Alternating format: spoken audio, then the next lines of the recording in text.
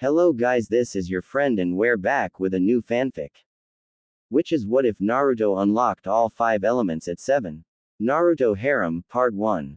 And if you enjoy this fanfic then please press the like button and subscribe to my channel for more fanfic like this. And now let's start the fanfic. Single change in fate can change everything. A 7-year-old Naruto finds himself in this situation right now, for you see, fate, the crazy bitch that she is, had it out for him this night. Gah, this is so troublesome. We find our stubby hero, cursing his rotten luck. Only a month before the orphanage that had taken care of him all his life had kicked him out on the street. Good riddance, I say. Naruto huffed, not like he had many good memories of the place. All the adults there were always so mean to him. Hell, several times he even feared for his life after several severe beatings over very minor things, though his pranks could hardly be called minor, the flooding of the faculty bathroom being one of the more destructive things he's done, but in the end it never really did any lasting damage besides the place smelling funny for a few days as it aired out. However, the bastards were a bit more resourceful in finding loopholes in their duty of taking in all the war orphans after the Kyuubi attack. Naruto couldn't and wouldn't get into all the red tape, suffice it to say he was boned, royally. With that little loophole they were able to kick him out and there was nothing the third could do for him. So, emotionally hurt and hungry, the yellow-haired prankster had made his home on the streets, dodging the civilians that tried to beat him. Why? He had no clue, but like a certain pineapple-haired Nara often said, it was too troublesome to try and sucker one of the civilians into telling him. Even if he did muster up the nerve, he doubted that any of the bastards would have wasted their breath. Oh well, Naruto mused, at least things can't get any worse. There's the little demon brat. Get him. A voice yelled from behind Naruto. He turned to look at a large mob of civilians and sweat dropped. Was that tempting fate? He thought to himself. Oh shit. He took off running with the mob right behind him. Naruto was dodging random debris being thrown his way by the angry mob, including but not limited to a beer can, great, a mob of drunks, a brick, oh ha ha, a brick joke, a broom thrown like a javelin, what am I, dirt to them? Don't answer that, a kitchen sink, not even gonna ask. Single quote. The witty thoughts Naruto had in his head with each outlandish thing being tossed his way, while keeping his mind off of fear, took away from his concentration, and that came back to bite him in the as he took a wrong turn and ended up in a dead-end alley. Shit. Naruto cursed his luck, turning back to see the crowd had barred the only exit. There was at least 10 of them, too many to fight and too many to fool. He wasn't getting away from this beating, he realized.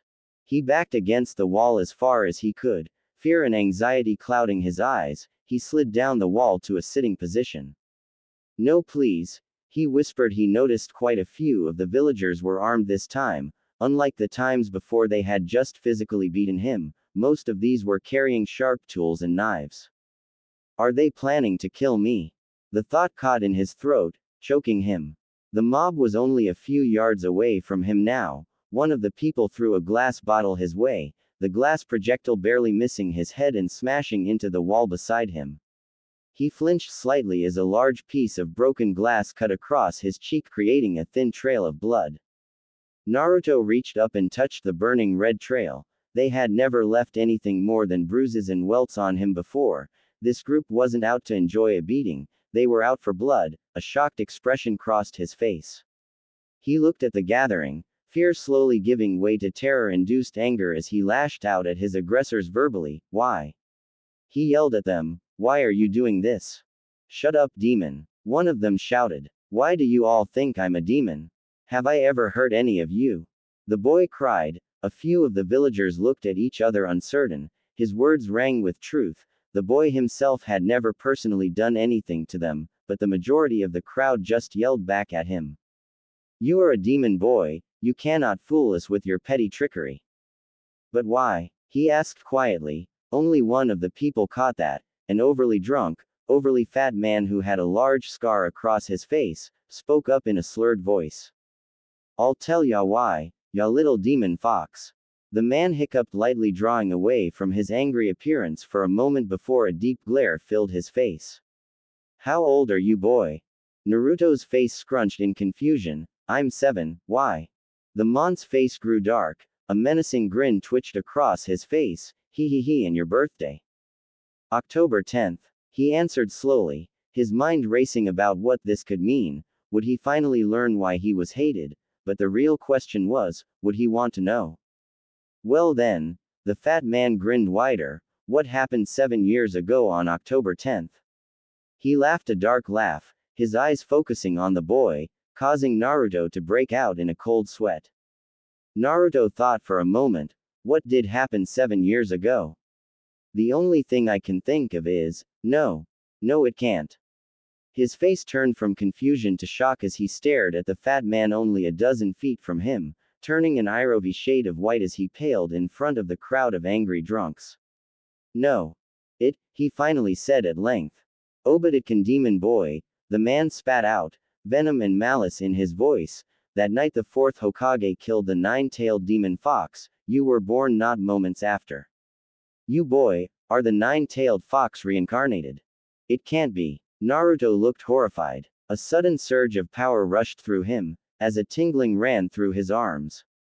Those whisker marks and that wound that's healed on your cheek are proof enough of the demon inside of you. The man said with finality. Naruto felt for the wound again, and in horror he realized it was gone, healed almost instantly. He knew he had a healing factor and that alone wasn't really normal, but this was just too much for him. Quote. No. Just, why? His voice squeaked lightly. This time no one heard him as he hung his head in shame. I'm the fox. He thought quietly before he was broken out of his self-pity by a loud roar. He looked up sharply and saw the thugs rushing him. Naruto raised his hands in defense and time seemed to slow down for him. Naruto looked at the men approaching. The tingling he felt moments before turned into a bitter cold with a sharp wind flowing around him. The men charging stopped quickly, looking at the boy in front of them. Around Naruto was a raging gale of wind and the moisture in the air had frozen. Ice began forming around him, freezing the blades of the weapons the men carried before they shattered into pieces. Most of the men looked at the boy in shock and fear. But the fat man from before had a look of utter rage on his face. See?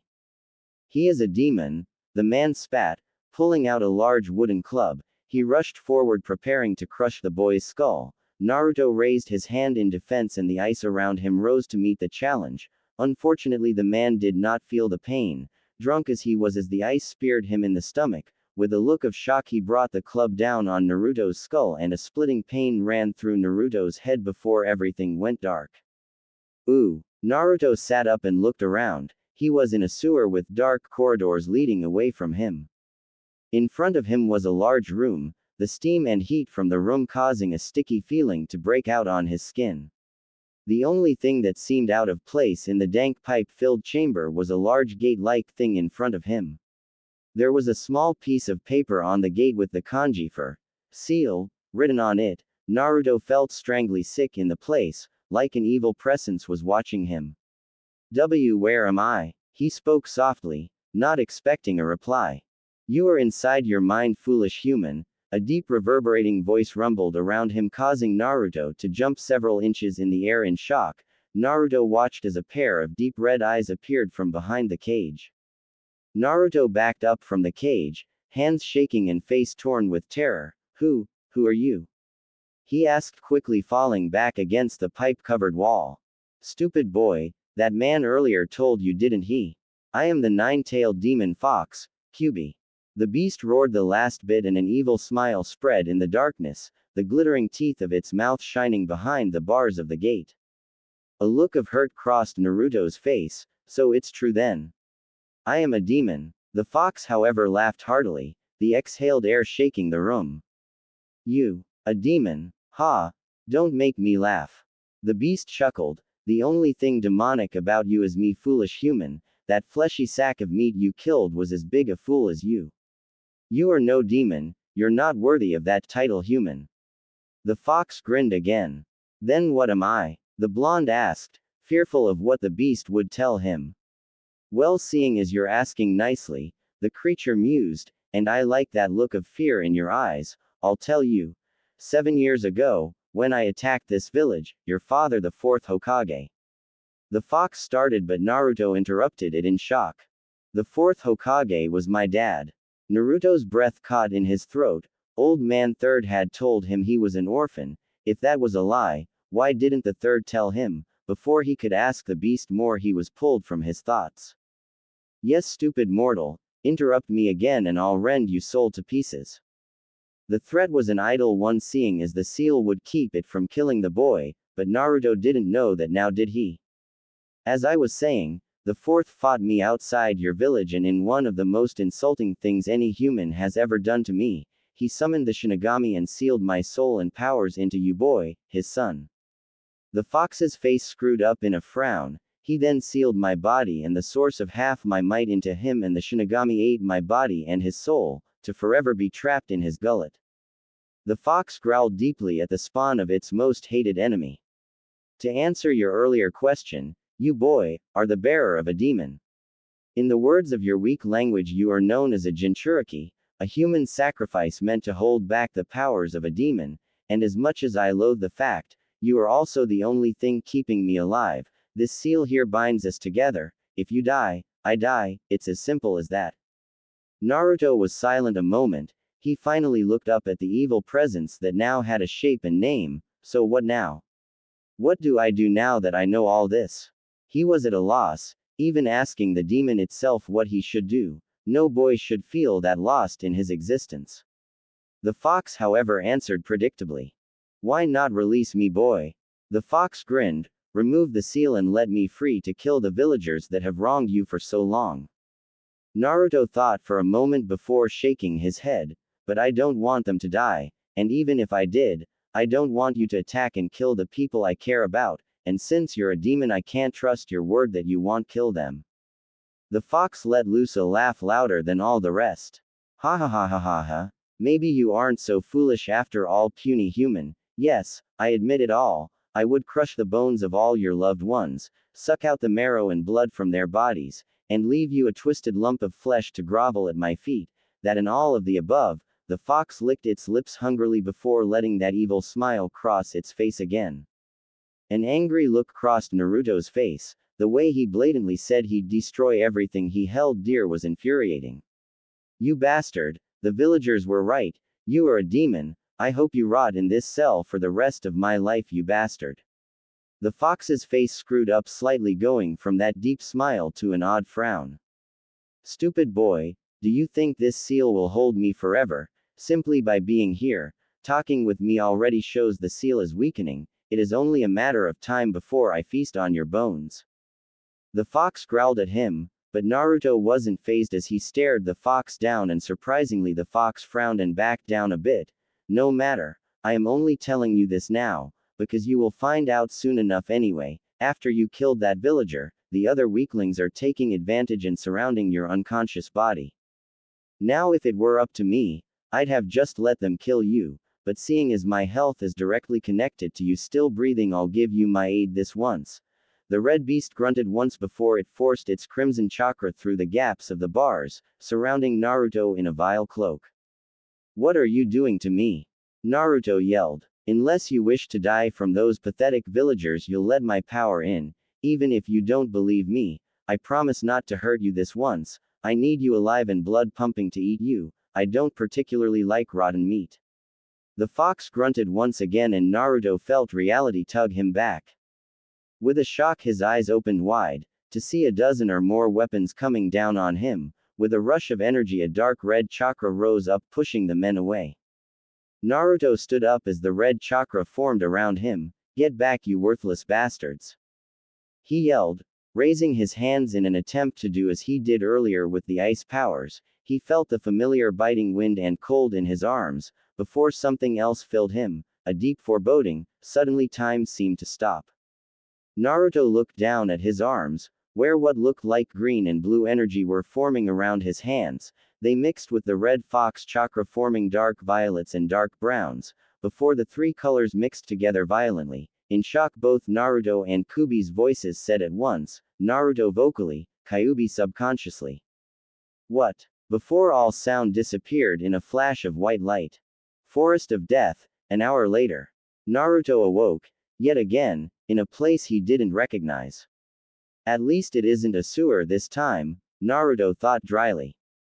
He was laying in a meter-deep crater where it appeared as though he had hit rather hard. He looked down at his tattered clothing, held together by the seams. Well, there goes my wardrobe, he chuckled absently, shaking on his feet. Whatever the hell had happened had drained him badly of chakra.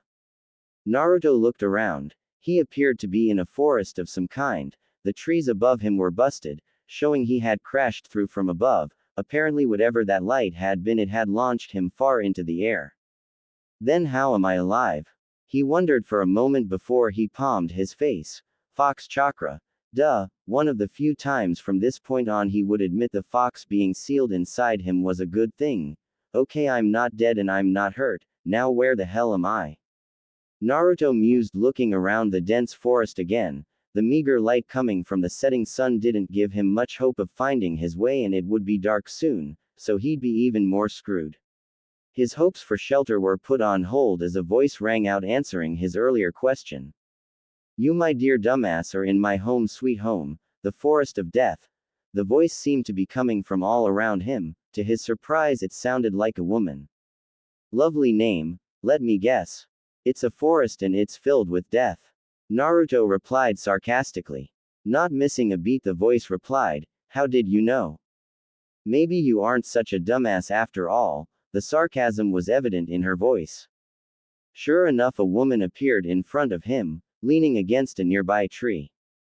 She had light purple hair done up in a fan style, while her pale brown eyes added a nice contrast to the spiky bangs covering her face.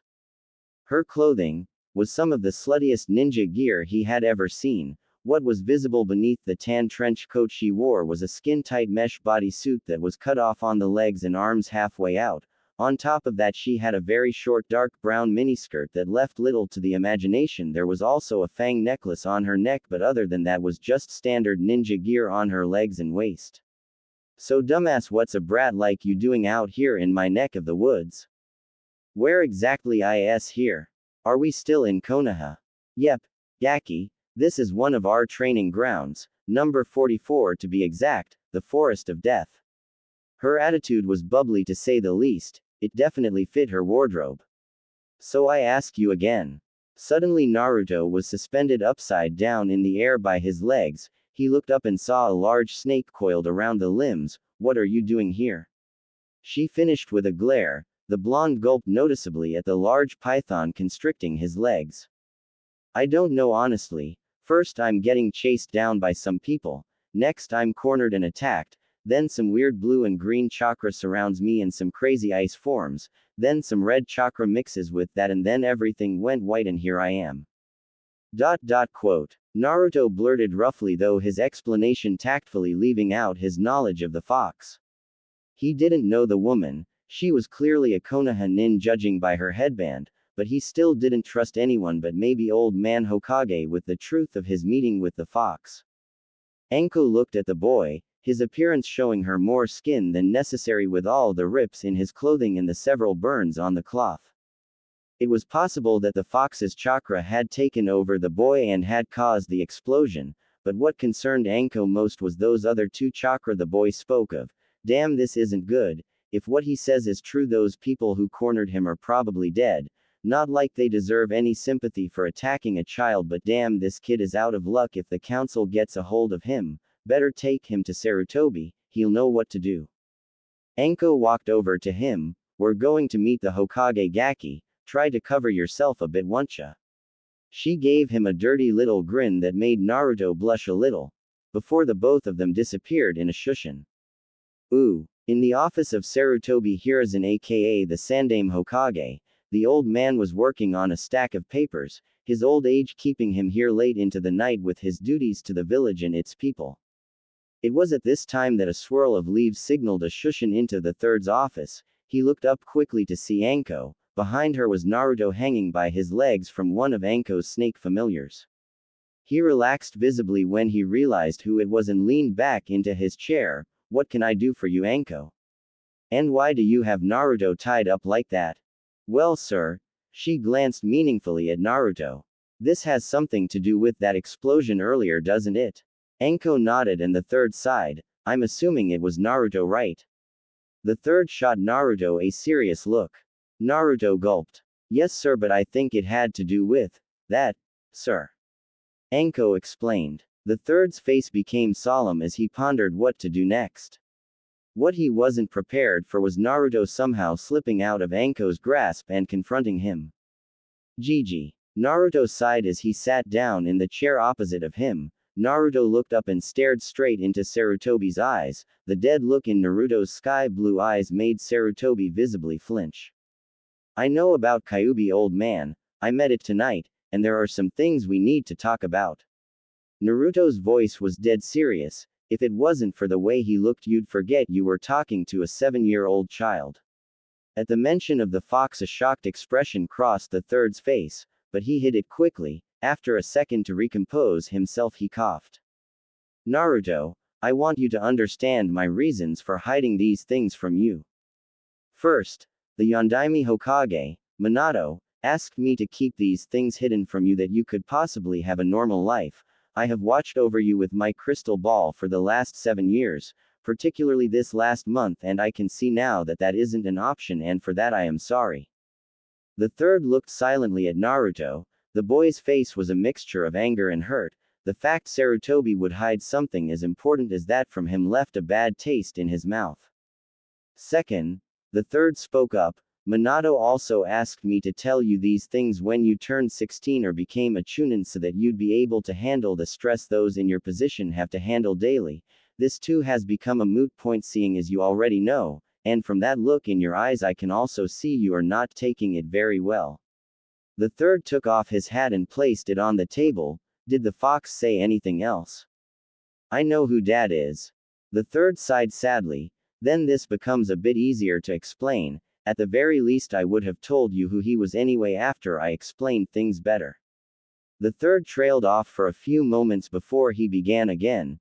Tell me, Naruto, what would you have done in the Yandaime's position if you were forced to make the choices he made? Naruto looked at him strangely.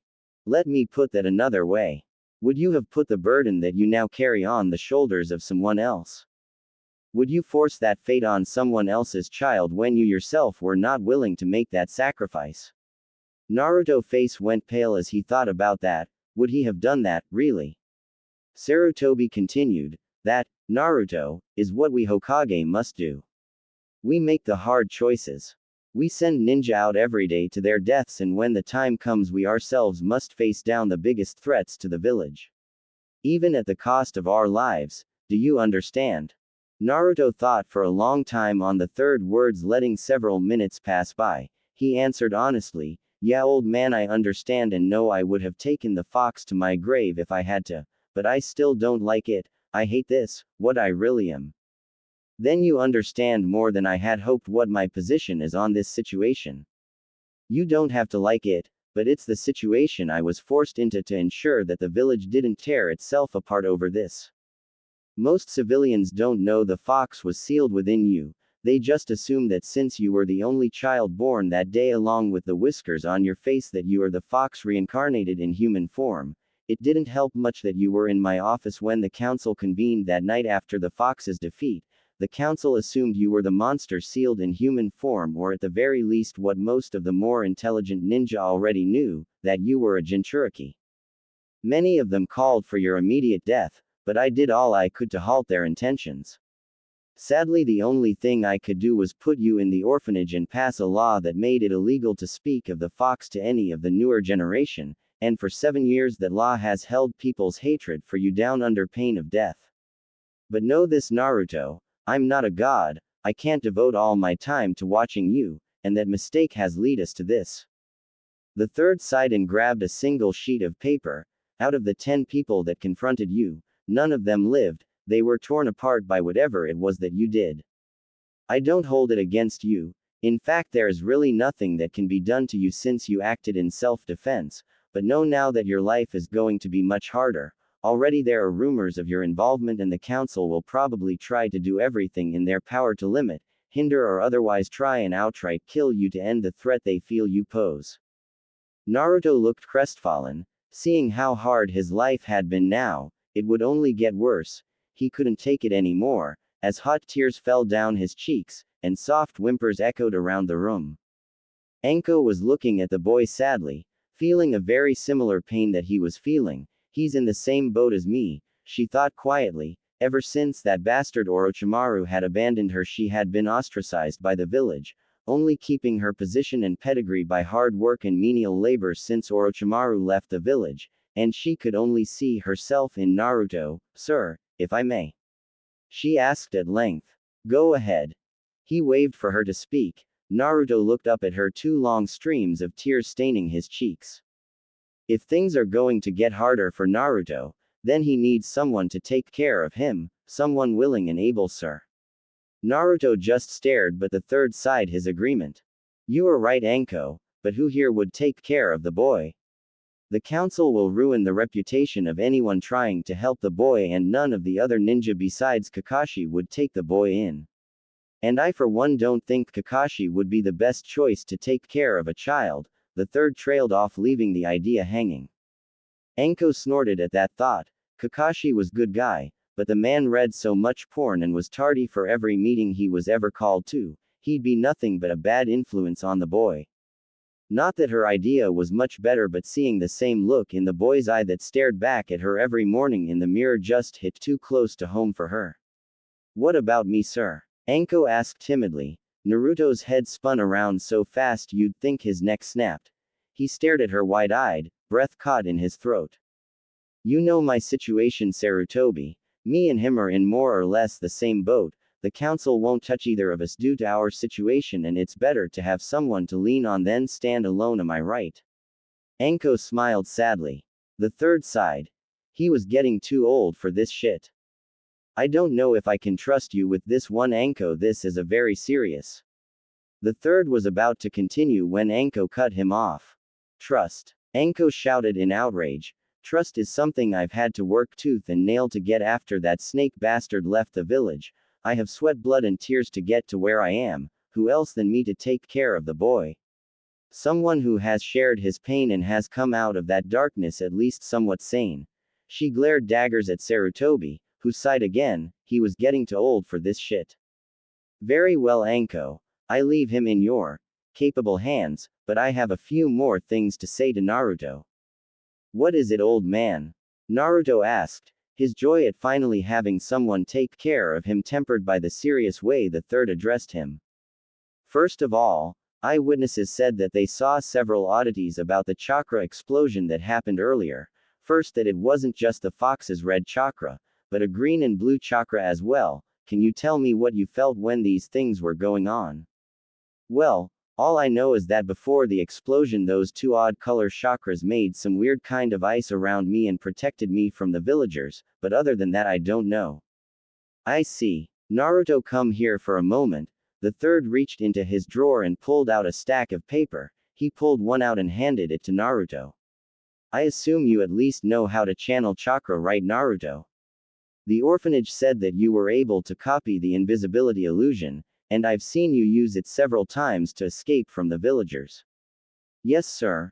Naruto focused his chakra. It wasn't much, but it was enough. The paper at first did nothing, but then it seemed to split down the middle. Before one of the corners of the paper became wet, Naruto dropped the paper in shock. What happened? It seems you may have tapped into a latent Kekkei Genkai, maybe something on your mother's side. Whatever it is, The third was cut off by a gasp from Anko.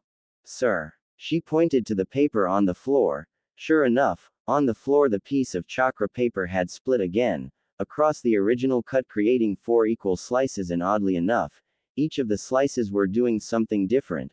One was still soaking wet, one was burning to ash, another was crumpled into a little ball, and the last was nothing but a pinch of dust on the floor. Kami. Sarutobi was speechless. All elemental affinities. Anko finished for him. What are you guys talking about? Naruto asked, curious about their shocked expressions. Naruto, do you know what this means? Anko asked him. When he shook his head, Sarutobi spoke up. This means something unprecedented. Naruto, having all elemental affinities is all but impossible. Sure, most people have one major affinity. Most Jonin after years of practice can have one or two minor affinities as well. But Naruto, not only do you have a major affinity with wind, shown by how the paper split not once but twice, but all four other elements as major affinities, and those affinities are extremely powerful. I've never seen chakra paper affected so powerfully by an element. Naruto, the reason this is unprecedented is the fact the last person to have an affinity to all five elements was the Raikudo Sennin himself. The third let that bit of information hang grimly in the air as the three of them stared blankly at what was left of the paper. But how? Naruto asked, shocked by what all this could mean. The third looked pensive a moment, stroking his beard in thought. Honestly, I don't know, he said at length. I have a theory as to how that could happen, but it's a bit out there. What do you mean? Enko looked curiously at the third. Well, if my guess is correct, Naruto may have had, or may still have a Kekkei Genkei, one of the lost bloodlines of the Land of Mist, the land near Whirlpool. The home country of the Uzumaki clan, which Naruto is descended from. As you know, wind and water are the affinities of Hyoten, or ice release. What most people don't know is that the tailed beasts all have chakra affinities as well. For instance, Kyuubi's affinity is fire, an extremely strong fire affinity. What I'm guessing here, and this is strictly guessing, is that when you subconsciously used the Hyoten bloodline, it mixed in all the wrong ways with the fire-aligned Fox's chakra, causing a massive feedback into your chakra system, namely, the mixing of the fire and water affinities caused an imbalance and the wind chakra tossed fuel onto the flames, so to speak, creating even more havoc in the boy's systems. But what I don't understand is why he now has 5 elemental affinities, but I'm guessing it has something to do with the feedback. The rest of the third's words were cut off as Naruto felt himself being pulled inside himself. It was an odd feeling that left him in that familiar sewer that was apparently his mindscape. Naruto's sweat dropped. I seriously need to figure out a way to clear out my head. Honestly, if this is how a normal person's mind looks like, I'd hate to see the inside of a perv's head. That's not how a mindscape works, monkey. The very irritated voice of the fox echoed around him. A mindscape is based on a person's personality and experiences through life. Seeing how bad you've been abused, your life has pretty much been in the shitter, your mind apparently took that literally. Quote. I really didn't want to hear that coming from you. The two flaming orbs of the fox stared blankly at him as his eyebrow twitched in irritation. The fox leaned back a little, relaxing as much as it seemed possible in that relatively small cage. Deal with it, human. We have more serious things to discuss. I know you're talking about how you apparently obtained an affinity to all 5 elements, and I personally want to put my 2 cents into this conversation. Sarcasm filled the blonde's voice. And how exactly are you going to do that, fuzzball? If you haven't noticed, you're locked up in here and there's no way in hell I'm releasing the seal. He puffed up in front of the great demon, pointing an accusing finger at the beast. The Kyuubi sweat dropped. Well, as much as I loathe to admit it, you were right for once. However, I have an idea. It's not the preferred one, seeing as I'd rather be released to cause mayhem and torment as is my namesake, but you continue to be difficult. Well, sorry if I actually care for things other than myself. He glared at the fox, not budging an inch despite the fact the creature was a 100 times his size. Sigh. I remember now why I don't try to reason and just eat you monkeys. You always give me a migraine. The fox rubbed the bridge of its nose with its claws, which to Naruto looked rather hilarious, and he tried hard not to laugh. Doden was failing miserably. Shut it, human. I'm willing to help you here to further my goals. Be glad I'm even lending you my aid. If events had been any different, I'd have left you to squirm without knowing anything, but seeing as you now have something this troublesome running through you, you need to be informed in case you accidentally kill yourself and me along with you. The fox grumbled a few times angrily. What do you mean? Naruto stuttered a little, his eyes shifted to concern in anticipation of what the fox would say. You can preform hand signs, correct? Naruto nodded. Good, I'm going to teach you a jutsu known as shadow clones. This is one part of what you need for me to help, and don't worry about the outside world. Time flows differently here. Minutes outside can last hours in here, so you should have plenty of time to learn. Naruto nodded again, looking at the Kyuubi's hands. Claws, and noticed they were in a seal. See this seal here? Naruto nodded again. Now this isn't a very difficult jutsu. The only reason I know this particular jutsu is because it only requires one hand sign, and those bastard leaf shinobi used the thing countless times on me when I was destroying your villages. Hee, good times. The fox chuckled darkly, and Naruto turned a beet red at the beast's nonchalant attitude at murdering the people who would one day be his subjects. If he had a way to get the cage hat, well boy, start practicing. Contrary to popular belief, I don't have an eternity to wait. The fox broke him out of his thoughts and showed the boy the seal again. Put as much chakra into the jutsu as you can. We're going for replication, not fine-tuning. So anything above 5 clones should be sufficient control for what I'm planning. Once you have that down, I'll show you the next step. Ooh. Naruto blinked once, coming back to reality to find the third still talking.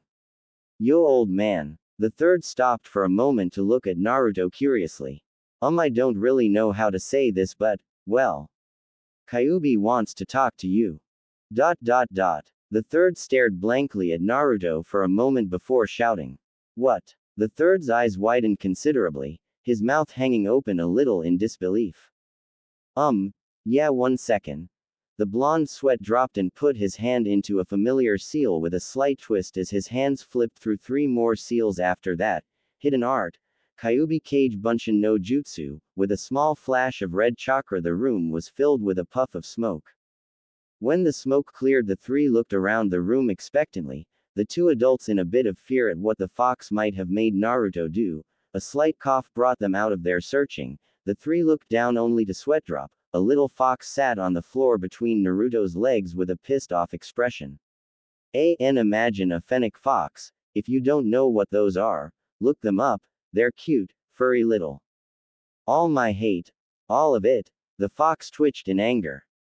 You could at least learn better chakra control. That was pathetic. It was odd looking, to say the least, that such a deep voice was coming out of something that small. Naruto, the third, and Anko looked at each other for a moment, then immediately fell to the floor laughing. I hate all of you. The third was the first to come out of the laughing fit. Kyuubi, is that really you? You're a bit smaller than I remember. The third eyed the fox, who now had a feral look to its face. I'm not even going to answer that remark, monkey. I came here to discuss the circumstances of the container's chakra system. The third immediately sobered up. What do you mean? What has happened that I should be aware of? The third's hands clenched in concern. If the fox was willing to speak to him in person, animal, then something terrible must have happened. As you probably know, the boy now has all the elemental affinities. Quote. The third nodded. Well, then this shall be easy. What you don't know is that when my chakra mixed with the boy's Kekkei Genkai, it caused a chain reaction in his chakra network, causing a feedback that all but completely destroyed his chakra network. Every one of his tenketsu were vaporized. At this, all the human mouths in the room dropped. Yes, I see you understand that little bit of information at least. Well, moving on, I worked furiously on the boy, sending around 3 taels worth of chakra through his system all at once to repair what I could. Now this is where it gets strange. You know basic chakra theory, right, mortal? It looked pointedly at the third, who nodded in response. Good. Then you know how a being's elemental affinity is decided in the womb, where the parent's DNA is used to determine the affinity. What happened here is extremely rare, but with my tinkering in the boy's chakra systems, I came across the symptoms of elemental convergence. This is unheard of in humans, mainly because humans can rarely survive their chakra system being vaporized.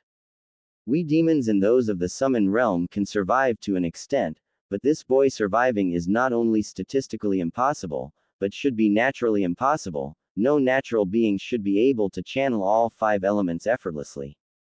The only reason the Rikudo Sennin was able to do so was because of the Rinnegan. The eyes themselves were an unnatural occurrence that allowed the man to do so. So what does this mean for Naruto here? The third asked, genuinely curious now. Hey, What it means, is that when I repaired the boy's chakra network, the other elemental affinities leached into his system. As I said before, a child's elemental affinity is decided in the womb. But unlike other sources of DNA, like the facial features of the parents and body types, the chakra network isn't set in stone. You can naturally change your elements to an extent with training. You can't effectively use all elements, but you could easily learn a few jutsu from affinities that you aren't aligned to. But when you completely destroy a portion of the chakra network and it is repaired, the elemental affinity that is present isn't there anymore. In effect, you have an elemental neutrality. This draws in any elements around it, and unfortunately for the boy, he landed in the forest of death, where the elements have gone haywire for generations. Wait, what do you mean by that? Anko interrupted. I've lived there all my life. Nothing really seems out of the ordinary there. The fox sweat dropped. Do you honestly think the flora and fauna there are natural? Everything in that place is either highly toxic or abnormally large. Even in the ninja world, that place isn't normal. Anko made a slight face. To be precise, it is a chaotic zone. There are several of these places in the world that cause things like that to happen. Sometimes whole nations are subject to a chaotic zone, such as Demon Country, or small pockets like the Forest of Death. The fox took a moment to collect itself. In short, a chaotic zone is where the natural energies of the world are twisted and concentrated. That means all 5 elements highly concentrated in one place, and that's what leads us to the boy here. After I repaired his chakra network, his elementally neutral system drew in everything around it like a magnet. Hell, even I don't know to what extent the boy absorbed. He could have 100 bloodlines for all I know now with how much chaotic energy is in that forest. I'm surprised he hasn't sprouted any fox features since my chakra was laced through his system when the absorption Santa. Actually, you might want to keep an eye on that. I'm willing to bet he'll start growing fox attributes soon. There's just no way he wouldn't. I was too close to his chakra system not to. Great. The villagers hate me now without the fox features. How much more will they attack me when I'll look like you? Naruto said bitterly. Don't blame me, human. I'm not the one who cornered you in that alley. If you want to blame anyone, blame those fools that you turned to dust. As much as I enjoy this conversation, the third started dryly, what does this mean for Naruto in the long run, and how will it affect him? The fox thought for a moment before replying, honestly, I have no idea. Like I said before, this is unheard of in humans. The only thing that I can think of that would hamper him is the piss poor control he has so far. I mean, I was supposed to be around the size of a large ninja dog, but no, I'm a chihuahua. The 3 humans in the room chuckled at that. Quote. If anything, you should consider this a blessing. This boy has more going for him now than most prodigy of prodigies. All 5 elemental affinities means he has access to all spheres of elemental jutsu. And since 4 of the 5 are fairly equal, with wind being the exception due to the boy's originally high wind affinity, you can probably use many elemental bloodline abilities naturally now on top of the ice bloodline you already had. Not to mention abilities you gained from absorbing any energies from me or the plants and animals around you. Hell, for all I know, you could have the Sharingan by now, and if not now, maybe develop it further on. You don't realize the scope of what's happened to you yet. If I wasn't so bitter towards your old man, I'd actually compliment you on the improvement. Naruto had something of a bitter smirk on his face when the explanation started. As the conversation went on, it turned into a smile and just grew wider from there. So you're saying I now have a better chance at being Hokage than ever before? PFF'd Hokage. The fox chuckled. If you aren't careful, you could be the next Rikudo Sennin for all I know. Naruto's grin took up his whole face. Hell yeah. He hopped out of the chair he was sitting in and did a little happy dance, pumping his fists in the air. Sarutobi took out his pipe and lit it. I find it hard to believe that there are no side effects to this happening to the boy. Are you sure that there isn't any adverse side effects other than the fox parts and possible new bloodlines? Something that might hurt the boy at any point. The fox glared at the old man with an irritated look on its face. Human. I've said this before already. I don't know. This rarely happens even for demons, and it has never happened for humans as far back as I can remember. And I've lived longer than 100 of your lifetimes. Hell, the odds of this happening ever is statistically zero. Or at least it should be. I mean, the things that would have to happen to even survive something like this are insane. First, a person would have to have a healing factor. With my chakra, that's a given, but most humans in the world don't have that.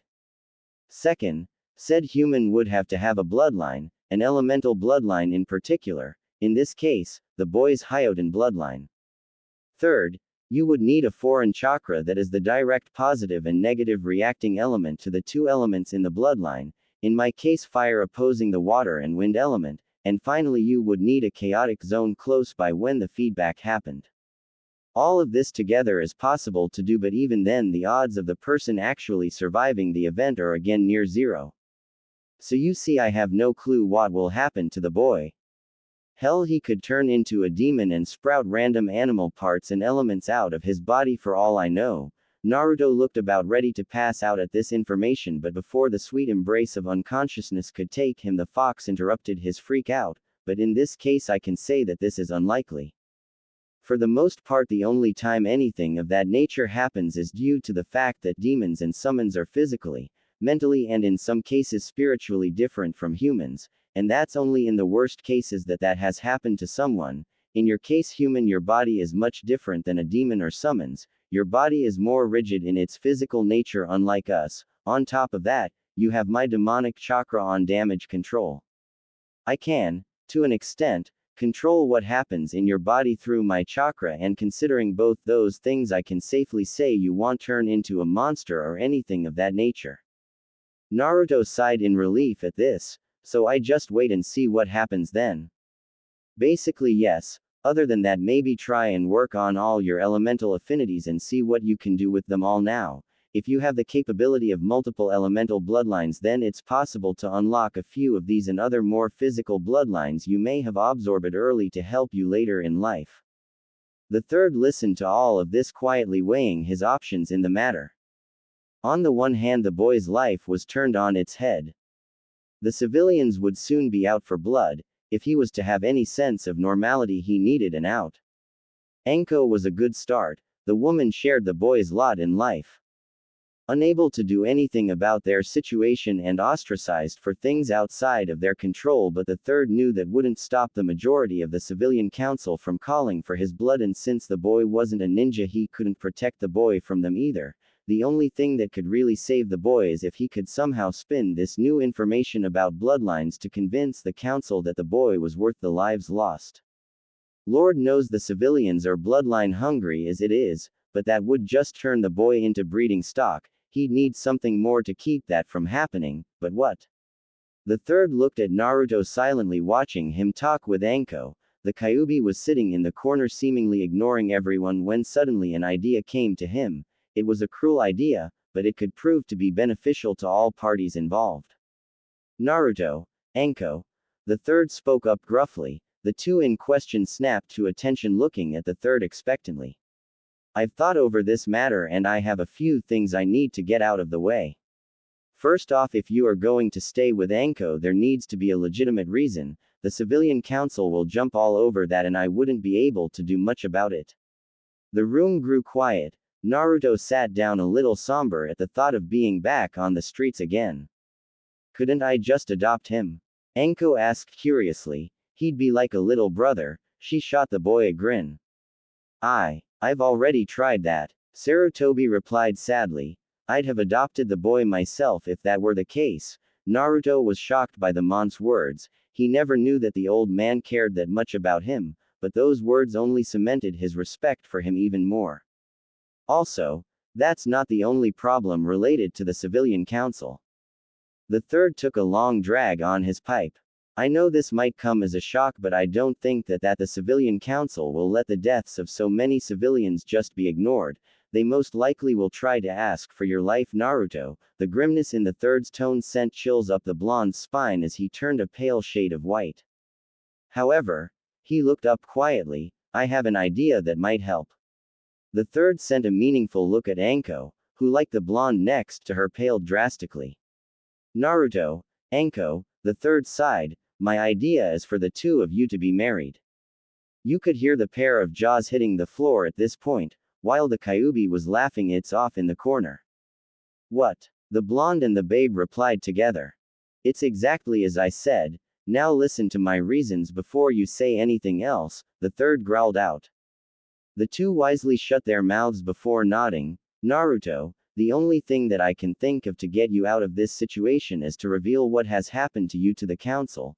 If I can convince the council that you are much more valuable alive than dead, then it just may be enough to save you. But to do that you'd need to provide something of value to the village, and in your case that is where your bloodline and or bloodlines will come into play. The third turned to the fox in the corner. Kyuubi, what has happened to the boy can be inherited by his children, correct?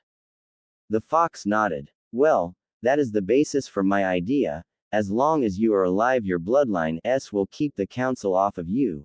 As for you two being wed, there are several reasons for that. First, he held up a finger, it's to keep the council from whoring the boy off to half the women in the village when he comes of age. Having a bride-to-be will keep most of them happy as long as you are married and have at least one child by the time you are 16. Of course, they may push for you to have multiple wives according to the Clan Restoration Act, since you are technically the head of your clan, but that is entirely your decision as long as you have at least one wife and child. The third held up another finger. Second, this will also allow you and Anko to remain close to one another, allowing Anko to take care of you, Naruto. This also means that you will always be under watch by an experienced ninja, which will make your case a lot easier when they demand someone keep an eye on you. Another finger went up. And finally, third, this applies to you, Anko. It is to allow you to redeem yourself in eyes of the council, both ninja and civilian. Being married means that you are tied in a way to this village now, so the odds of you defecting are slightly lower in the eyes of your peers. You would be able to gain a certain amount of respect from both sides of the council, not only for going through with this in the first place, but if everything goes as planned, then possibly redeeming yourself completely by following through with it as well. He let his words sink in for a moment before continuing. This whole idea is underhanded, I know. It's also unfair to both of you in a way, but given what has happened and what will most likely happen, this is the best course of action. Do you both understand? Anko was silent for a while as she mulled over the third's plan. She could definitely benefit from this in a major way. Ever since that snake bastard Orochimaru had abandoned her, she had been the black sheep, a stain on the supposedly proud village of Konoha. Hell, her life sucked, everyone looked down on her and no one would give her the time of day. Hell, this really was the only option open to her at the moment that at least had some guarantee of redemption with a minimal amount of effort. And who's to say, they really weren't that far apart age-wise. 9 years isn't that much, and that gap would mean less and less the older they got, so age didn't really bother her. She had also seen the fourth Hokage in his prime. If this boy looked anything like him when he got older, he'd be quite the looker. Personality-wise, she could tell at least mentally the boy was older than he appeared. That came with the whole, I have no family and I grew up on my own mentality, but if all else failed, she'd have the rest of his young life to groom the boy in anything he currently lacked. So to cap off her mental checklist, he had the looks, mentality, prestige, most likely ability given this new development in his powers, and with that he'd also have the finances down after he grew up a bit and could take on missions, so really what problem did she have? Well, she could think of one, as she stole a glance at the boy's pants. No, bad Anko, she mentally berated herself, Orochimaru is the pedophile, not you. Though, that didn't stop her from glancing at the boy's crotch again. If the Gaki was packing heat when the time came for them to truly tie the knot, she could say with certainty that he'd be one hell of a hubby. Naruto, on the other hand, was completely blank. As soon as the third had finished speaking, the hamster wheel stopped spinning and the gears locked up. I'm going to be married. He thought stupidly, is that what I want? Really? The boy was stumped. He had never thought about the future. The only real goal he had set for himself was getting the hat from the old man. Becoming Hokage really was his only dream, but what about a family? A wife? Those thoughts running through the boy's head were confusing him to no end. Hell, a 7-year-old wasn't meant to think about his future in that way. Give him another 8 to 10 years and maybe he'd be ready for that responsibility, But no, he had to make the choice now. He knew that the third wouldn't force this on him, it was his choice after all, but given the way things were, it really was the only choice. The third watched the two mentally go through all of what he had said and weigh their options. It was kind of cute how Naruto had such a serious expression on his face. Given his age, he couldn't hold a serious face without looking completely ridiculous and adorable at the same time, but the third knew the boy was genuinely thinking things through. Just like his father, so considerate of others. It made the old man proud that Naruto had turned out so much like his father. Though he did have a bit too much of his mother in him for his own good, and the safety and sanity of the village for that matter. He turned to Anko, who had a more interesting expression, somewhere between apprehension and resigned acceptance. Well, at least she's considering it, he thought. After a few moments he noticed both of them were staring right at him with resolve in both of their eyes. Have you decided? He asked at length. Naruto was the first to speak. Yeah, Gramps, he rubbed the back of his head sheepishly. I'll go with it, but only if An-chan wants to as well. Anko's eyebrow and mouth twitched at the pet name as she dropped her head. Yeah, she sighed, I gotta say that this is one of the better things that's happened to me in my life. If what you say is true and I can actually get some recognition in my own damn village, then yeah, I'll go along with this. Good. That makes things infinitely easier. The third sighed. Rummaging through his desk, the third pulled out several papers and placed them on the desk. These papers here need to be signed to recognize that you both are indeed married. Once signed, you will need a ring made to seal the deal. Actually, hold on a moment. The third dug deeper through his desk and pulled out a small shiny metal band with a little diamond in the center. Anko frowned at the ring. Why the hell do you have one of those in your desk? The third sweat dropped. Well, I'm one of the few people in the village who does marriage services, aside from the fire monks and a few others in the village, though people tend to come to me when they need to keep an engagement or marriage secret. Also, the amount of people who elope in this village is just silly. I get a couple in here once every other month or so I tend to keep at least a few of these things lying around just in case. The couple to be stared blankly as the old man as he placed the band on the table next to the papers. Well, Naruto, will you do the honors? The third nodded towards the ring and gave the boy a pointed look. Naruto nodded dumbly as he grabbed the ring. Gulping hard, the boy climbed up into the chair to be level with Anko. The boy gulped once before kneeling on one knee. Anko raised an eyebrow at this. If it wasn't for the fact that the person kneeling in front of her was a 7-year-old, she'd have been flattered. As it stood, though, she was trying hard not to giggle at the ridiculous sight. Naruto gulped hard and tried asking the question, Anko Chan, the boy stuttered, will you marry me? The boy had seen people do this before, but doing it himself was an entirely different story. He felt weird doing it, uncomfortable even, like people were staring, though it was probably just Anko who looked to be on the verge of falling on her from laughter. Anko looked at her future husband and chuckled mentally. The brat's got guts, I'll give him that. She reached out her left hand. Sure, brat, I'll marry you, but when the time comes I hope you can handle me. She winked at him with a devious little smirk. Naruto nodded solemnly. I will, Anko-chan, I'll take responsibility and take care of you when we get married. The boy didn't realize exactly what he had just said, or maybe he did and the adults in the room just took it the wrong way. Yeah, that. Anko couldn't take it anymore and fell to the floor laughing. The third had a perverted grin and a small trail of blood coming from his nose. Kyuubi? Well, he was asleep, but the wide grin on his face showed he was well aware of what his idiot container had just said. It wasn't that funny, he huffed. Yeah, it was gacky. Anko cackled from the floor, still laughing hard. Naruto frowned. He didn't like being laughed at like that. I'll show her, he thought mischievously. A small devious grin spread across his face as the prankster in him welled up. Walking over to Anko, he slipped the ring on her finger and in a bold move that shocked even Kyuubi of all things he leaned down and kissed Anko on the lips. The third choked on his pipe. Kyuubi's ears shot up and his eyes flew open. Anko, well, she was frozen, that cheeky bastard, she thought in shock.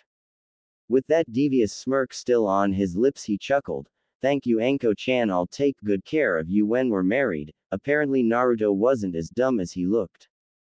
Anko and the third both turned bright red at the way the boy said, "Good," and Kyubi burst out laughing in the corner. Ha ha ha ha. If it's one thing I like about you, boy, it's that devious nature of yours. Got the blood of the kitsune in you, no doubt about it.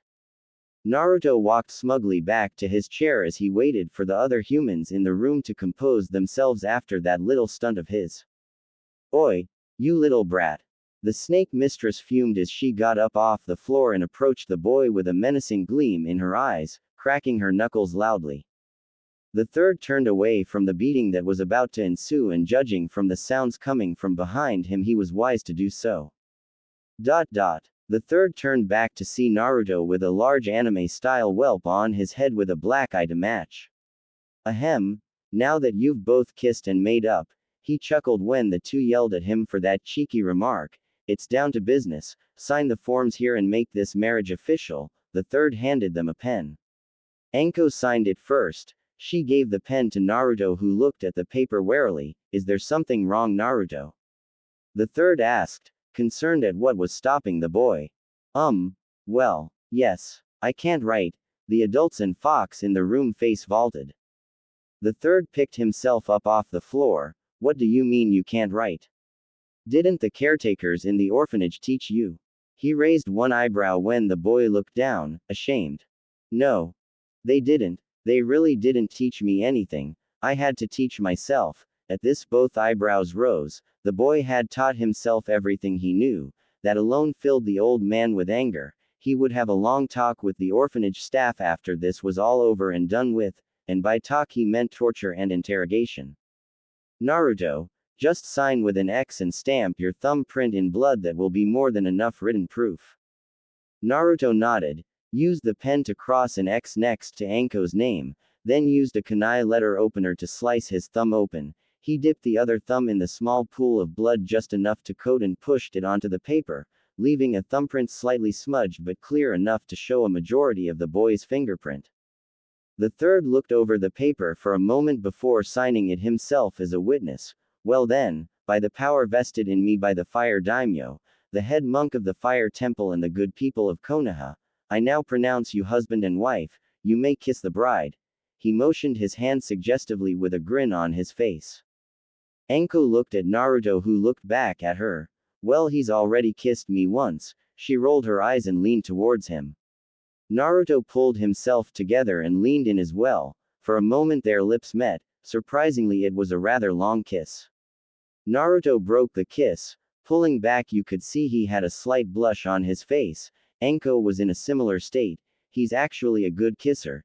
She giggled to herself. I can't wait to see what he's like when he's older. Well then, the third coughed, a similar blush on his face and a tissue in his nose. I think it's time we break the news to the council. I'll call an emergency meeting now. You two wait here and get to know each other while I take care of things. The third stood up before walking out to his secretary. Tonight's going to be a long night.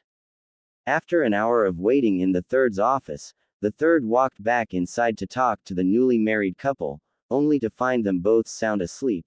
Anko leaning back in the chair Naruto had been sitting in, with Naruto comfortably curled up like a fox in her lap. Naruto, Anko. The third spoke up, waking the two from their nap. Naruto fell off Anko with a curse, hitting the floor with a thump when she jumped out of her seat. Anko looked around quickly for a moment before she smiled sheepishly when she noticed the third looking at her with an eyebrow raised. Perhaps I don't have to worry too much about them rubbing off on each other after all. The third chuckled to himself, amused at the pair's almost immediate bonding. If it was one thing that brought people together, it was a shared loneliness that they could relate to. Are you all right, Naruto? The third asked the boy, who was picking up what was left of his dignity after being unceremoniously dumped on the floor. Yeah, Gigi, I'm all right. The boy turned to say something to him when the third gasped. Naruto. What? The boy jumped back, startled by the third's raised voice. Your eyes? The third pointed to a small mirror on the wall. The boy turned and nearly jumped out of his skin. His pupils were thin, His eyes were still sky blue, but his once round pupils were nothing but slits now.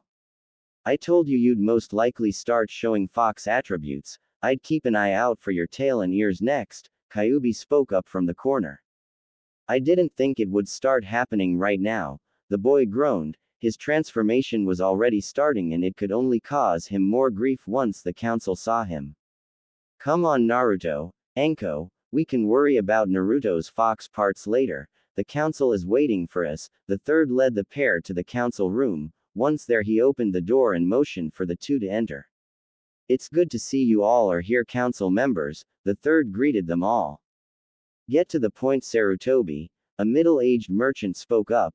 We all know this has to do with the little brat over there, so what is it? Now Kurokara-san, I think there's a lot more to this than that.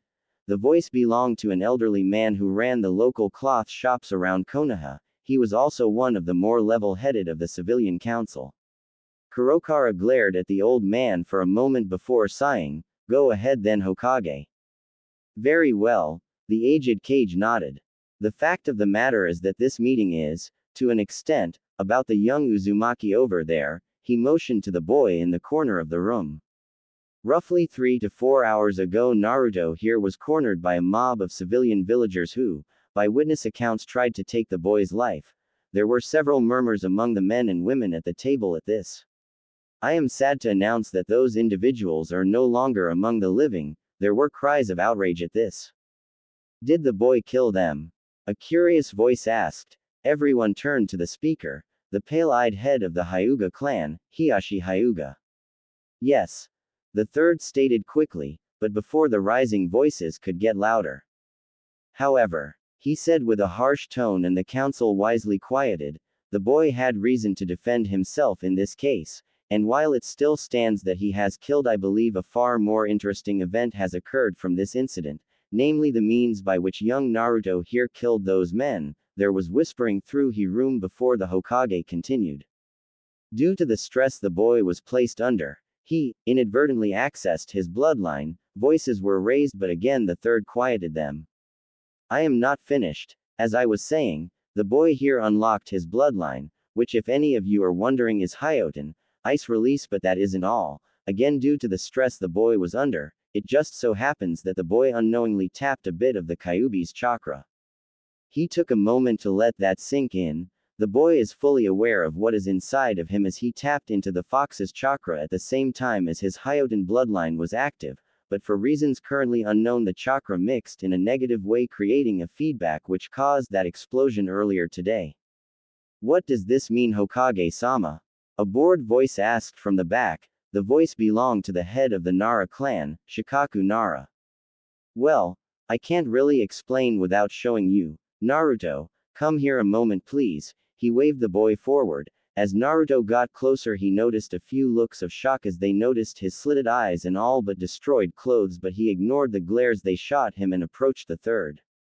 Here, channel chakra like you did before, as he handed Naruto another piece of chakra paper. Naruto held the paper over the council table, and like before, the paper split into 4 equal pieces, each being affected by a different element. Immediately shouting rang out. What is the meaning of this? An elderly voice asked, raising his voice to be heard over the others and yet still sounding calm and collected. Danzo, ever a pain in my. The third thought quietly before raising his voice. As you can see, gentlemen, the boy not only has an elemental affinity to wind and water, the pair of elements that make up Hyoten, but the other 3 elements as well. As for the meaning, well, that is the strange part. Due to the boy's accident, as we'll call it, the clashing chakra in the boy's system rebounded and struck his chakra network, instantly vaporizing a good portion of it in the explosion. Impossible, Hisashi interrupted. No human can survive their network being damaged that badly. He should know, the Hyuga were experts on with the chakra network to kill people. Exactly, Hiashi-sama, no human. This boy, while he is indeed human, has a body that does not follow the same rules in regards to healing. I will admit this now, but both I and Naruto here have had a lengthy discussion with Kyuubi himself on this matter earlier. A small yip from behind the third drew everyone's attention. the third moved out of the way to reveal Kyuubi in all his short fuzzy glory. "Sup humans?" The fox hailed them. Shouts of, "The demons escaped," and, "Monster," among other things rang out in the chamber. "Well, you too." The fox huffed and walked over to Naruto to collapse in a puffy ball at his feet. The third sighed and waved a dismissive hand at the council. "Do not worry, the seal still holds. That form the fox is taking is just a bunchen body that it uses to communicate." The council whispered a moment over the fox until the third coughed to get their attention again. "From what the fox explained to me, what has happened to Naruto here is what's known to demon and summon kind as elemental convergence, strictly speaking the converging of elements on an elementally neutral chakra network. During the time while Kyuubi was healing Naruto here, the boy was able to draw in large amounts of elemental chakra from his surroundings, which just happened to be the forest of death of all places. Many in the room paled at the mention of the forest. Even the experienced Jonin in the room were uncomfortable with the place. As you all know, the forest of death is anything but normal, so anything the boy absorbed was most likely amplified by his chaotic surroundings, which leads us to the boy's current condition. As it stands, the Kyuubi has told me that the boy at the very least now has access to every one of the base elements, with the possibility of the boy forming multiple elemental bloodlines likely. So any ideas you may have had of getting rid of the boy now would be nothing short of idiotic." The third glared at a few of the civilian council who had been giving the boy and by extension the fox at his feet an evil look for a while now. "If that is the case, Sarutobi, then why do we not have the boy produce offspring that would take full advantage of his possible bloodlines?" Danzo asked curiously. "That, Danzo, has already been taken care of." The third glared at the man. How dare he even suggest doing that to a child? It was disgusting. "Anko." Sarutobi motioned for her to approach. "You all know Anko Mitarashi here, correct?" Many at the table nodded, though not many hid their open distaste for the woman. "Anko here is the one who found the boy and brought him to me. After a brief discussion on the matter which I personally brought up, she has offered to take care of the boy." Quote. Several voices of dissent were clear. Silence. "I am not finished," he roared. Anko agreed to take care of the boy, but that alone would not allow her to do so since he is legally an adult. As many of you on the council are aware, he gave each of them heated looks. He had made Naruto an adult only a week earlier to try and protect him when he had learned the orphanage had kicked the boy out. He couldn't take care of him himself due to the council's meddling, but the third had bought and was sustaining a small apartment for the child, and since he was an adult he could legally have his name on the deed. Had he known where the boy was, he would have immediately taken him there, but Naruto had a bad habit of hiding from people, given his life, though that's to be expected. If only he wasn't so damn good at hiding. It had gotten to a point where even his crystal ball could not find him at times. The third sighed. This wasn't going to be taken very well. Since the boy is legally an adult, clanhead and last of his clan, he has made it clear to me that he did not want to be subject to the Clan Restoration Act without his say in who he takes as a wife. I discussed his options with him and we came to an agreement. As of this moment, Anko Mitarashi is now Anko Uzumaki. The two of them are husband and wife. Quote.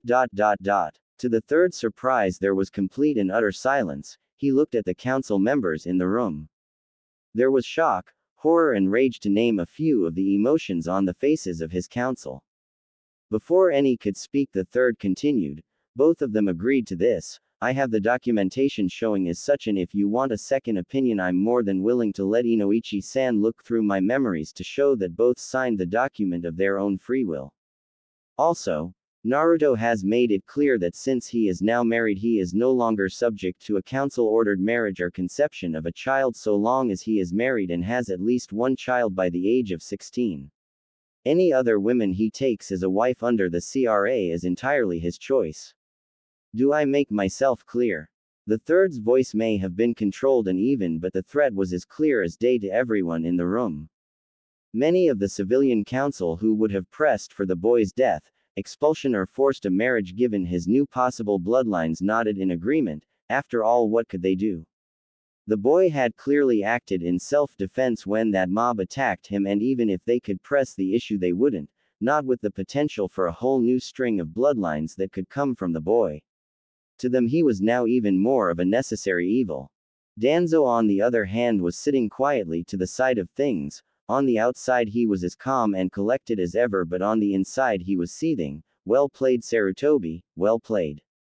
You knew I would make a pass at the child, as I've pushed to weaponize him on several occasions, but this.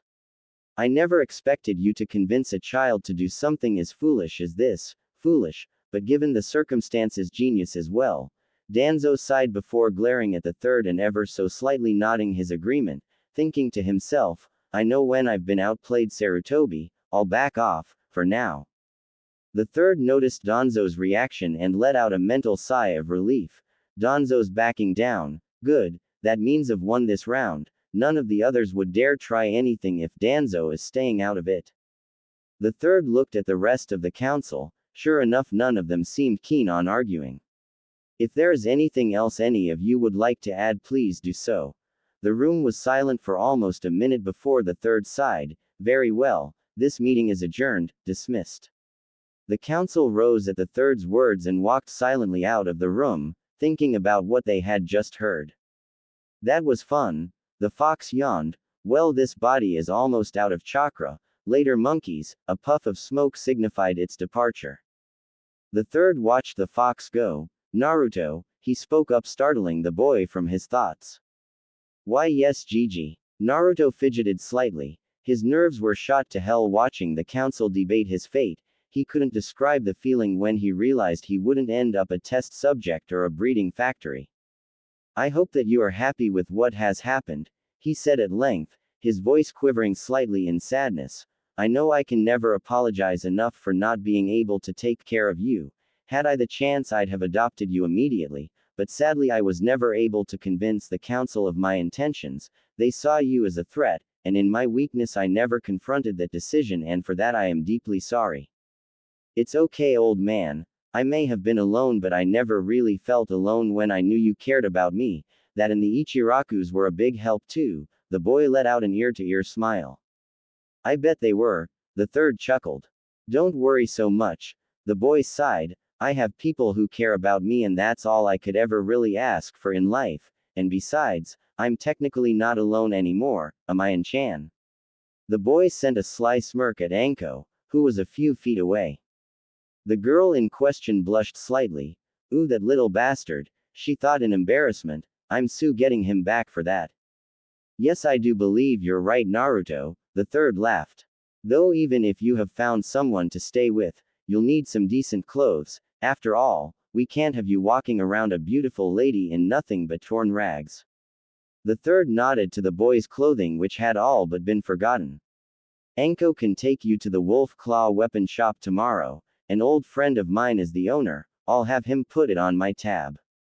Thanks, old man. Naruto hugged him tightly. No problem, Naruto, he chuckled, hugging the boy back. I think it's time for both of you to head home.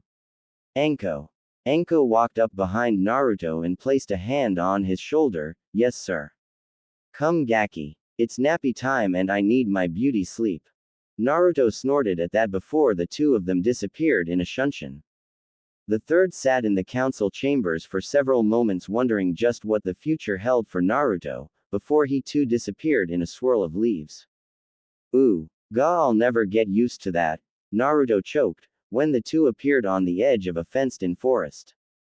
You just need to build up your strength. Your body can't handle the changes in speed yet. That comes with growing up and getting stronger. Anko rubbed her hand through his hair, ruffling the blonde mop and making it spikier than ever. Where are we anyway? Naruto looked around at the forest curiously. Anko smirked. Back at the Forest of Death. Naruto looked confused. What the hell are we doing here for? Well, considering I live here. She trailed off, a grin plastered on her face.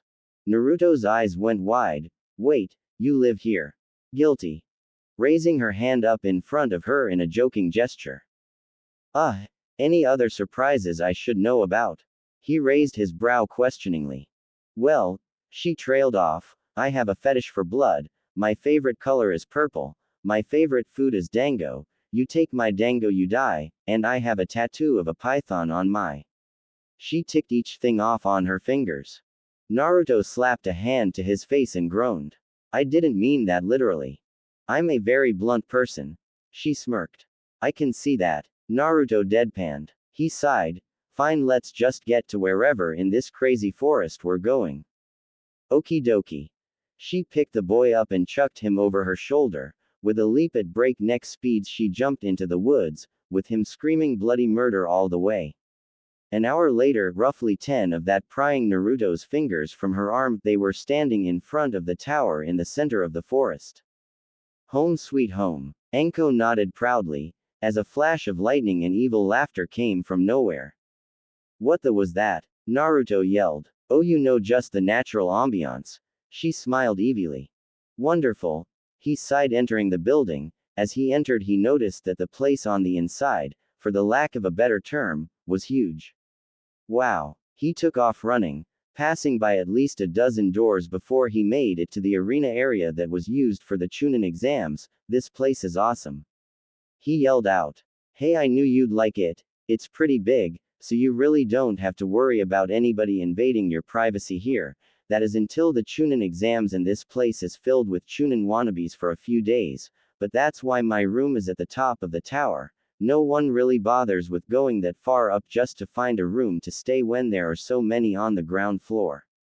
She grabbed his hand and took him on a tour of the place, pointing out the large cafeteria and all the bathrooms in the building. The showering area was large too, looking like a gym shower, but that was to be expected in a place like this. Level by level they went up until they were near the roof of the building. Here's our room. She smirked, pointing to a large wooden door covered in seals. Any reason why that door is trapped to all hell? Naruto asked sarcastically. I like my privacy during the Chunin exams, was all she said before walking to the door and channeling chakra into the seal in the middle. Instantly a distinct click was heard and the door swung inward. Welcome to the bird's eye view suite. She laughed, waving her arms in an overly dramatic way. It's one of the two ways to the roof of the tower, and this one has a personal balcony to look over the forest with. And yes, I trapped the balcony too. Naruto's sweat dropped. Paranoid much? Enko ignored that. Well, since it's already well past the crack of midnight, I think it's time to sleep. I'll finally have a use for that other bed now. She trailed off for a moment before noticing Naruto's state of clothing. Ah, I forgot about that. Strip real quick, I'll get you something to wear. As she walked to her wardrobe, back turned to Naruto, who rather reluctantly stripped down to his underwear in front of his bride. Cammy, this is awkward, the boy thought to himself. Ah, here we are. She pulled out an old long gray t-shirt and tossed it to the embarrassed boy, who put it on quickly, only to find the thing was many sizes too big for him. Hell, it looked like a full-length dress on him. Well, that's irritating. Don't worry about it. Do you have a kunai, some rope and a needle and thread? Enko nodded and brought him the things he needed. Naruto immediately got to work.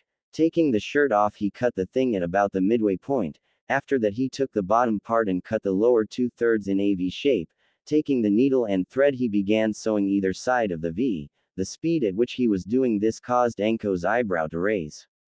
You're pretty good at sewing, Gaki.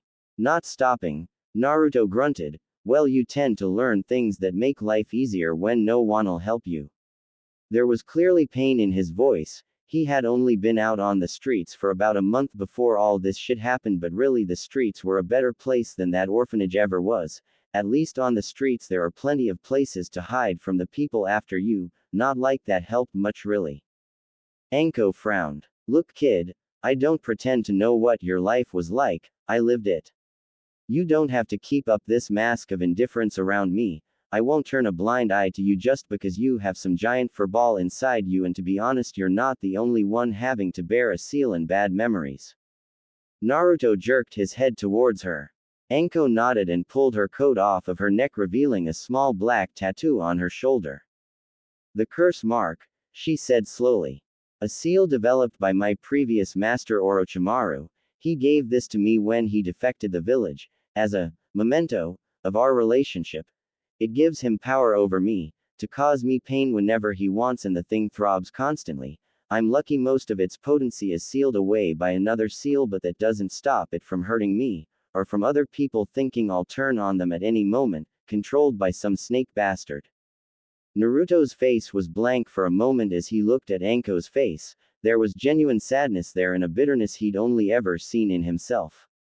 Naruto sighed. It was times like these that made him feel older than he was. A 7-year-old acting like someone triple his age. He dropped what he was working on and walked over to Anko. Without saying a word, he pulled her into a hug. Anko's eyes widened a little. After a few moments, a small smile crossed her face as she hugged him back. It's pretty sad when a woman gets comforted by a child, or for that same child you'll be the one who understands her pain the most. She chuckled bitterly. I know, Chan, I know how it feels to be alone. But we aren't alone anymore, are we? Hey, I guess not. She smirked as she tousled his hair again. They sat there for what seemed like hours together, just holding each other, letting the other's feelings show through, if only a little bit. Finally they separated, knowing that truly they were no longer alone. Naruto turned back to the cloth he was working on, putting the finishing touches to it. When he held them up to Anko, she snorted in amusement. He had turned the cut-off bottom of the shirt into a baggy pair of pants complete with a rope belt. The top half of the shirt he sewed along the bottom to make a clean edge. All in all, it turned out to be a nice set of clothes for him, at least until he could buy some ninja clothing. Not bad at all. She appraised him. Like I said, knowing how to make things in life easier is a damn good skill. He flashed her a wide smile which she laughed at before they both went to bed for the night, knowing that tomorrow would be a new day, for the both of them. Meanwhile, in an undisclosed location, a pissed-off Danzo brooded. You will rue the day you crossed me, Hiruzen. Danzo yelled out to no one in particular. Rue it. And back to brooding the Uchiha wannabe went, the stolen Sharingan eye behind his bandages spinning fiercely. But first, I must try that new flavor of Pocky I've heard so much about. Again yelling at no one. Maybe calling him a Uchiha wannabe was being a bit modest, thought our lovable author as he contemplated seppuku via ballpoint sharpie. Naruto awoke to a peaceful morning in the forest of death. The sounds of birds chirping could be heard all around the tower. Yawning to himself, Naruto dragged his out-of-bed scratching set as he made his way to the bathroom. He opened the door with his foot as he yawned again, not even paying attention to his surroundings as he made his way to the toilet. Once there, he was preparing to take care of business when a cough interrupted him. He turned towards the sound tiredly, not expecting Anko to be standing 5 feet from him with a towel draped over her shoulder. Naruto stared for a moment, too tired to understand the world of shit he was in right now. Then slowly his eyes widened as it dawned on him that he was about to take a piss in front of a fully Anko, and she was giving him a look that spelled certain death. Sorry. He began. Anko shook her head no. Owie. She nodded. Eep.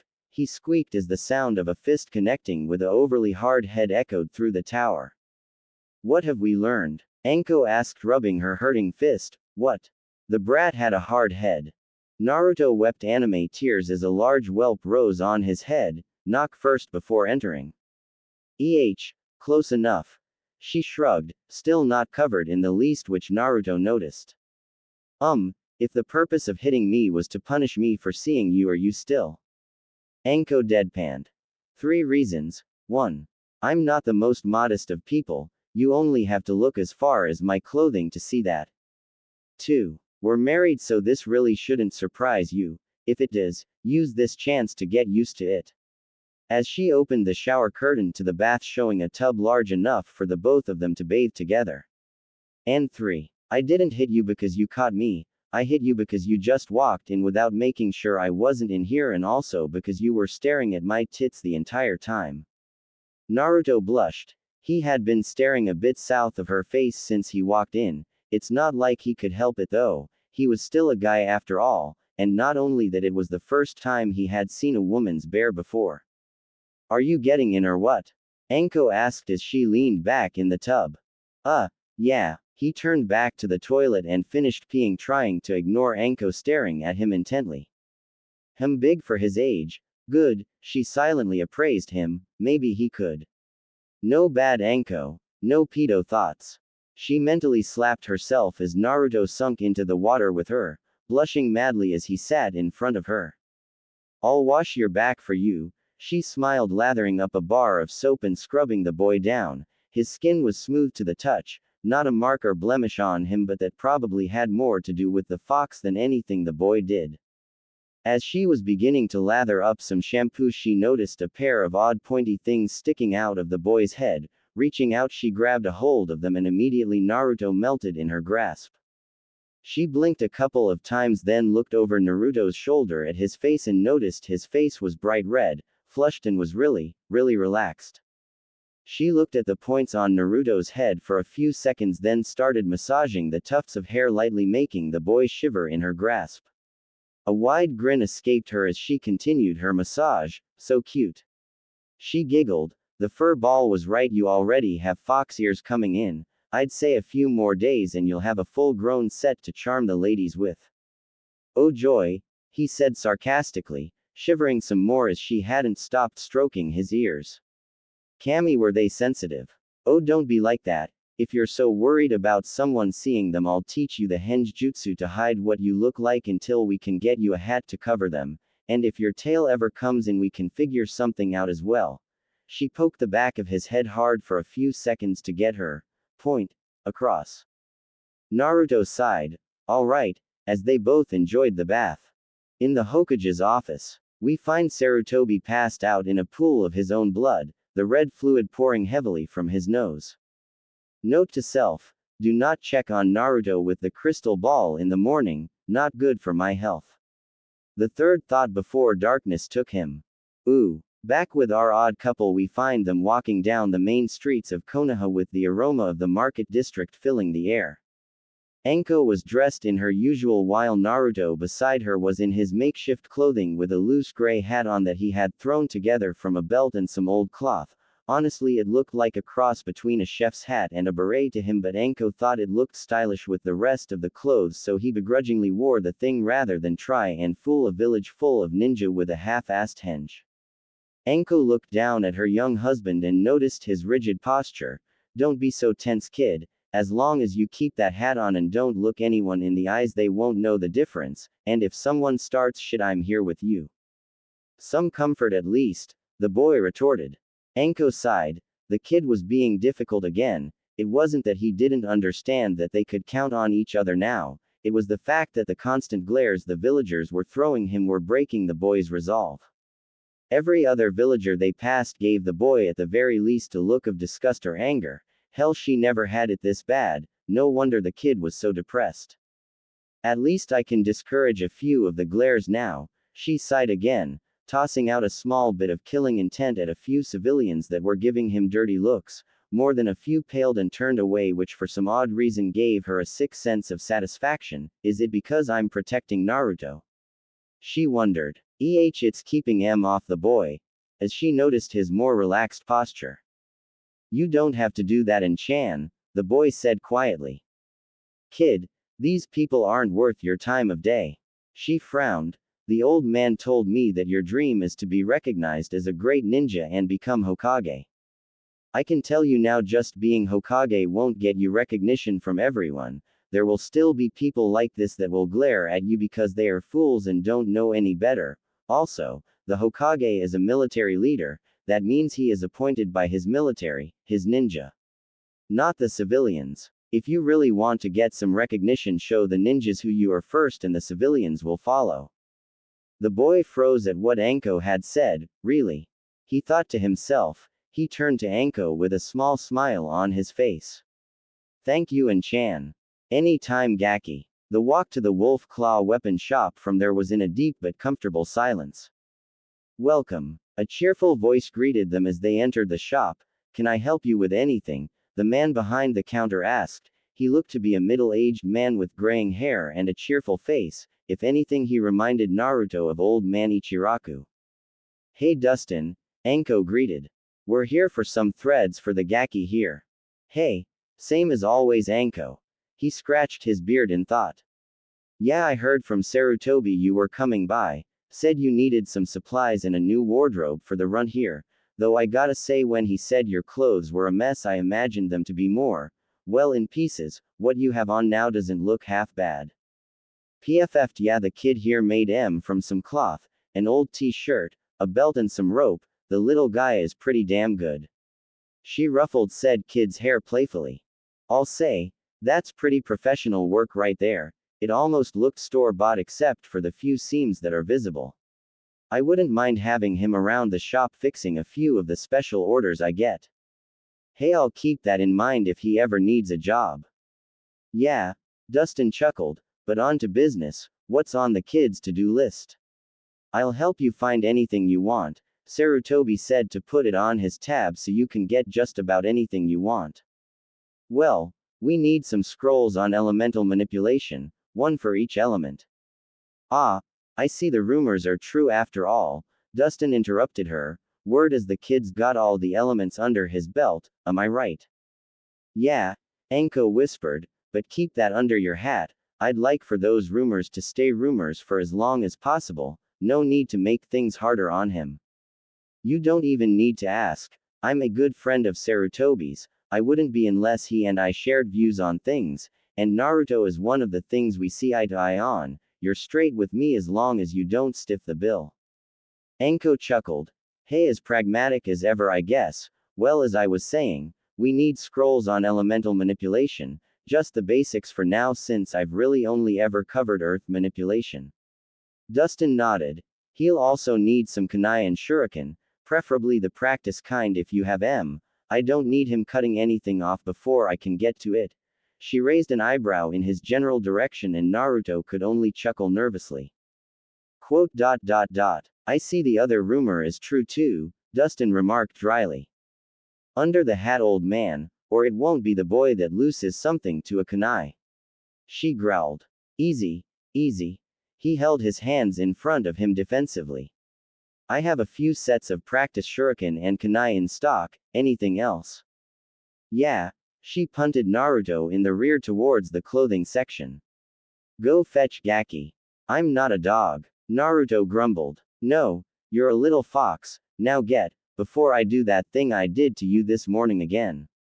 She flashed him a hungry little grin. Naruto paled visibly and took off into the rows of clothing. Dustin turned to Anko. Do I even want to know? He deadpanned. Nope. Quote. A few minutes passed before Naruto came back. The two adults in the room turned and their eyebrows rose. Naruto apparently had good taste in clothing. He had somehow found a mesh armor undershirt his size along with a black t-shirt on top with the mesh coming out a few inches under the arms. His shorts were black as well and had orange strips running down the seams on the side. A pair of fingerless black gloves were on each hand and a pair of black ninja sandals on his feet. The gray hat still sat loosely on his head though since there was nothing really loose to cover his ears, he just had to settle for grabbing a roll of black cloth and another belt to make a black one later. For accessories he had a kunai holster strapped to his leg, a ninja pouch on his waist, and on his back was a small tanto, which looked more like a full-length blade on the small boy. Wow, they both said at the same time. Not bad, Gaki. That's a nice look, but what's with the sword? The snake mistress pointed to the blade curiously. I don't really know, I just liked it. I never really had any weapons to practice with and this is something my size. Dustin rubbed his chin thoughtfully. Makes sense, if the kid is going to get used to a sword or blade it's good to start small and work your way up. All right, I guess, but you can only practice with it while I'm around. I don't want you cutting yourself with it. Naruto nodded. Dustin marked a few things down on a piece of paper. Okay, you have the scrolls, the training tools and some new clothing and weapons, anything else? Naruto thought for a moment before something caught his interest. Hey old man, could we talk over there for a second? Alone. He looked out of the corner of his eye at a frowning Anko. Yeah, sure kid.